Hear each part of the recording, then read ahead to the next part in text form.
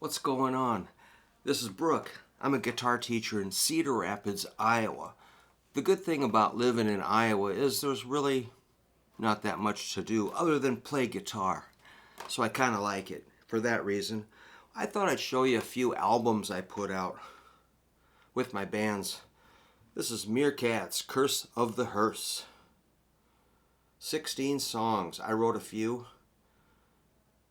It's got Joel McDowell on bass, my best friend from first grade, Eric Marshall on drums, otherwise known as The Possum, Kyle Oilo on guitar and vocals, and myself. I wrote a few songs. So this was around 95 maybe we put this out, 96. It's a blur. So we're trying to be kind of experimental, edgy, rock and roll, crazy people. After that, we put out another record. This is called Enemy Planet. Same lineup. Looks like a good list of songs. They're not numbered. Joel, Eric, Kyle, and myself. This one we mixed this up in Minneapolis at a big studio. Both of these albums were recorded on 16-track analog tape, half-inch tape. We really put a lot into these. We actually got picked up with a label on this, but we had some mishaps where the wheels kind of fell off the bus. And then, we had that band Meerkats for about 20 years. We sort of de-evolved into a cheesy cover band. Whatever. It was fine. It was a good learning experience, a good step up. I was kind of sick of having to compromise with people, so I tried to make my own album. Brook, Hoover, Don't Touch the Monsters. Looks like 12 songs. I recorded this all by myself. I probably should have had an editor or a co-writer or a producer. I tried to do everything.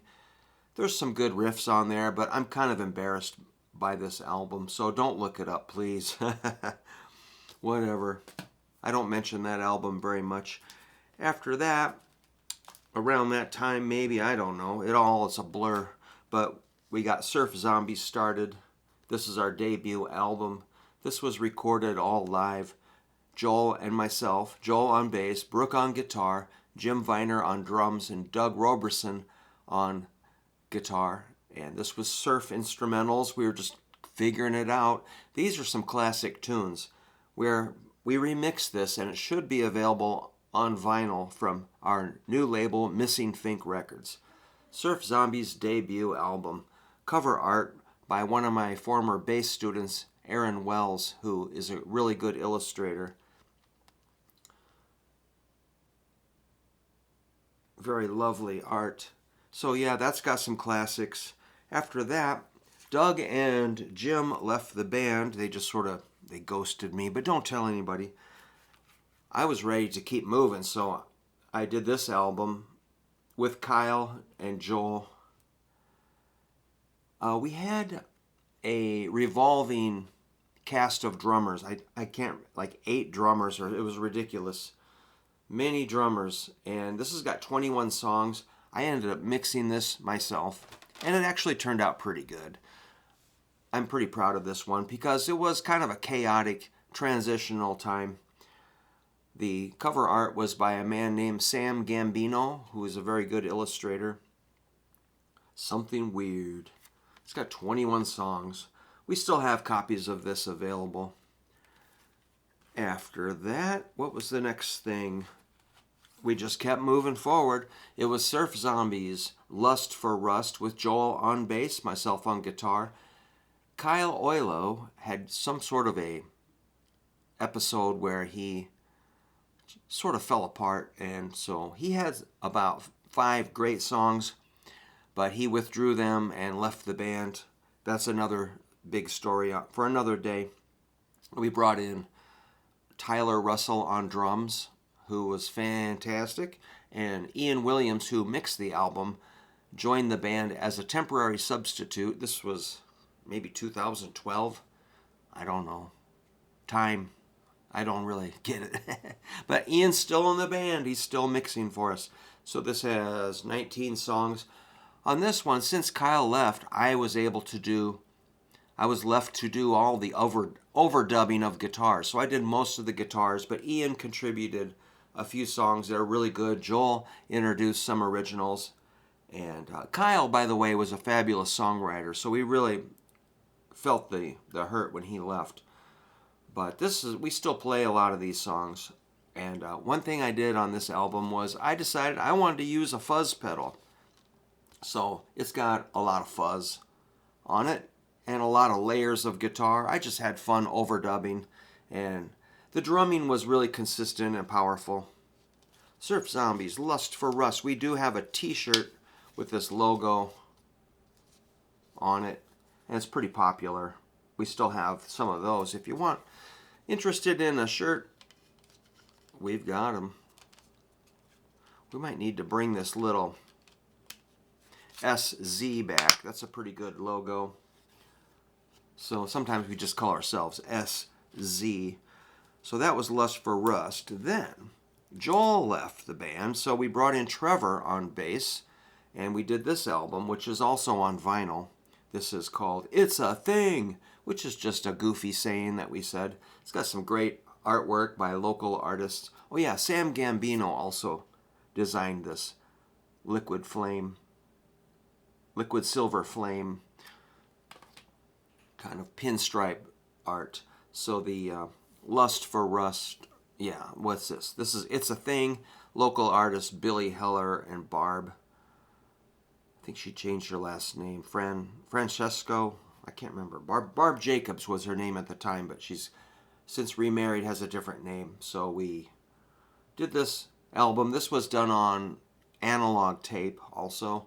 And it brings in more songs from Ian, new songs from Trevor, and myself, Tyler Russell on drums. And it's got some really fun artwork. If you've ever seen our Surf Zombies, It's a Thing, Astonishing Tales of Woe. I really enjoyed that one. That we recorded all live. What happened next? Oh yeah. Well, I think we did a live album, by the way. We actually did two. I don't know if I have got any copies of the other one. What is this? Live at CSPS, I believe. This photograph was kind of funny. We were playing in a small town, Fairfield, Iowa. And we set up in this bar. And we actually had a few drinks. I think I was drinking whiskey. We were partying pretty good. We were like, whatever, man. We were like pretty busy. We were playing all the time. Like, I think we weren't really getting paid much. So we just said, let's just have some drinks. And we got on stage. We're like, whatever. And when it was time to play, suddenly it's all these blinding purple lights, giant cloud of fog from the fog machine, and there was these hidden subwoofers that just came blasting out of. It was sensory overload. So that's when that photo was taken. I'm really hanging on for dear life there. And Trevor, who is blind already, I'm sure he was struggling, but it's just kind of a ridiculous moment. We've had many absurd moments. What else? All right, after that, we did another one. This one was recorded on cassette.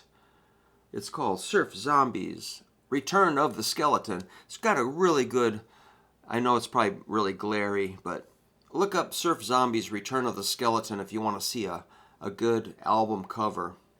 Another illustration from Aaron Wells. It's a kind of a spooky zombie guy on a motorcycle. I had a vision for it, and I explained it to the guys. I go, this is what it shall be. It shall be a fall scene.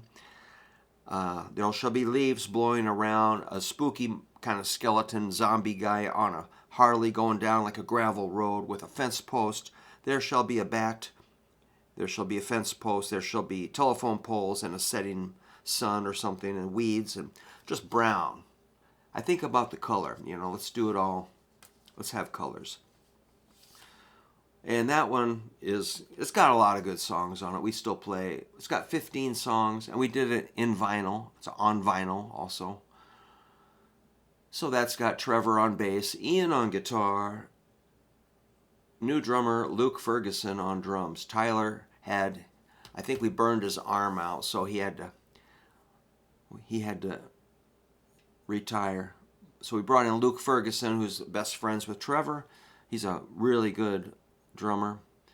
And So that's got 15 songs on it, and all of us wrote. That's a great album. I mean, I'm proud of it. After that, there's more. In Color. This one's got a really funny album cover. We were playing in Omaha, and in this really weird, cramped kind of a stage. It's got all these artificial like rocks, and so we kind of stood up in three-dimensional. You know, I'm up on something because I'm short, and we all stood up, and it was the end of a night. We took a few photographs. It's kind of silly. The back cover is like we're all discovering like color TV in color, and this was recorded in my basement on, I think we used my digital hard drive recorder. Looks like we got, I can't count the songs, but we still play a lot of these songs. In Color was pretty cool. We also pressed this into vinyl. What else? Oh, there's more. Then I did a solo album. These are just kind of leftover songs from my earlier band, Meerkats, which I don't know if I mentioned the name of the band, well, those first two CDs. These are just like rock songs I did. It's got 18 songs, and their instrumentals are just jams. I had this mixed by Dave Klein out in Los Angeles, so we kind of did a big production on the mixing. Just, you know, get it out of the basement, let somebody else mix it. These are just instrumental rock jams. Brook Hoover amped up, because I like amps.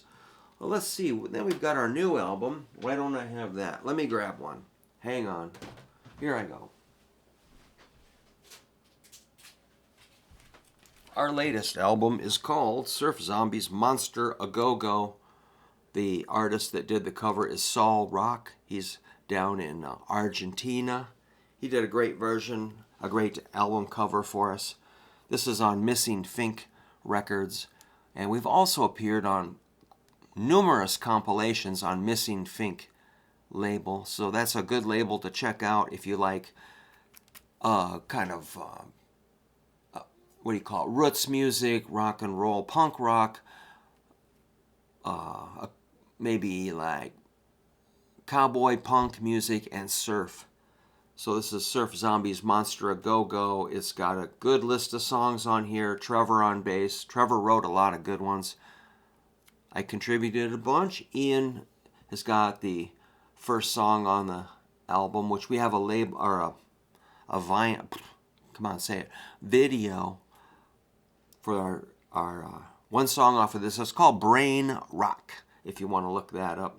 Brain Rock, Surf Zombies. It's a pretty good video. Trevor directed it. Being totally blind, that's pretty amazing. And the day we did it on stage at a brewery in Ames, Iowa. And we got there early, set up, ran through the song maybe like 8 times and filmed. And he put together an amazing video. For being blind, he's pretty good. And then later that night, he did fall off the stage. We were rocking so hard. And so the gig was over. I think we played about 11 songs, and then Trevor fell off the front of the stage, man. Being blind sucks. Surf Zombies Monster A Go-Go. We're really proud of this one. It's available on CD. There will be vinyl. We're thinking about cassette.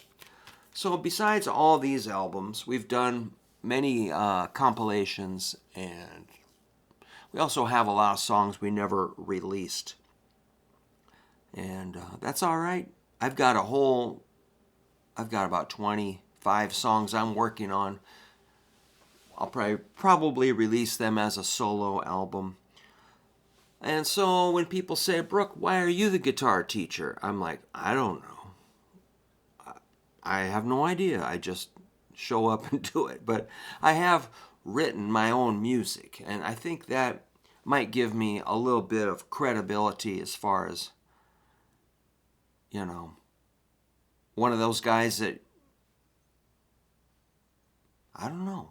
Why am I a leader? Just because I want to turn everybody on to the possibility that you could write your own songs, or you could play your own solo, or you could figure this stuff out by yourself. If you just know a few notes, I didn't go to college for music. I just learned by sound. I lived in an acoustic world where I could just close my eyes and I can tell what key something is in. If I hear a chord It resonates, kind of makes a color. It pushes a button in my brain. I can hear a D chord, a G chord, A, E, whatever. I just have pretty good ability to analyze things acoustically. And I do study. I have played in numerous cover bands. I've done full-time traveling. Yet I'm still learning. I still take lessons. I still study. I still work on sight reading, timing, arpeggios, scales, harmony. I study jazz chords, a little bit of classical music.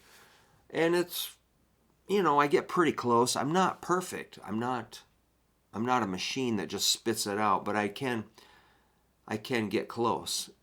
When I figure out a song, I can get pretty close. And sometimes very exact. Sometimes I feel I might be able to do better than some transcriptions I see. Other times I realize I've got it all wrong. So I'm just a student of music, and I like music, so I love to teach guitar.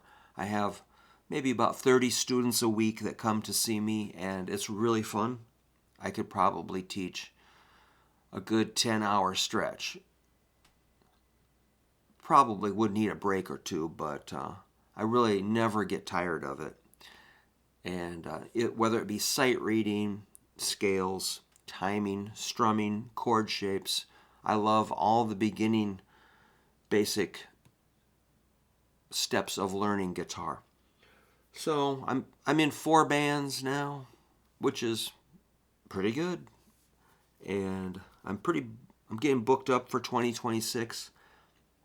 So I just wanted to explain, what I'm up to besides, professing, hey, learn this scale or learn these licks. I put my whole life into this, so I'm not just, some sort of a fly-by-night operation. I'm 64 years old. I'm going to plan on I'm actually going to move out of this house for my teaching business into a school. And hopefully I'll have longer hours where I can actually have some longer days and it won't be so busy with people coming and going in my house. And that's my goal. So I just wanted to kind of explain who I am and what I've done. And I'm here to help. And I want to remain humble, but sometimes I do have to maybe explain what I do without, I'm not saying anything is unusually brilliant or anything, but there is some good creativity in this stack of releases I've done, and I've even done others besides this, but this is the main body of my work. All right, so thanks for letting me just explain a little bit. And so if you're interested, if you have any questions about guitar, just let me know. If I can, I'll make a video just for you. I just want to help people. And I appreciate you supporting my channel. So if you want to give me a thumbs up and subscribe, that's cool. I know it's kind of irritating. Everybody says that, but it does help me. I do check out my numbers. All right. So I guess I better wrap this up, and I'm going to clean up my studio tonight. No gig. It's a Friday. I'm kind of having a break right now, and I'm getting rested up, and I really appreciate the chance to catch up with normal life here. And I just got an order for a bunch of CDs, so I'm getting ready to send them out. That's why I got these out. All right, peace out. Keep practicing. Let me know what's going on.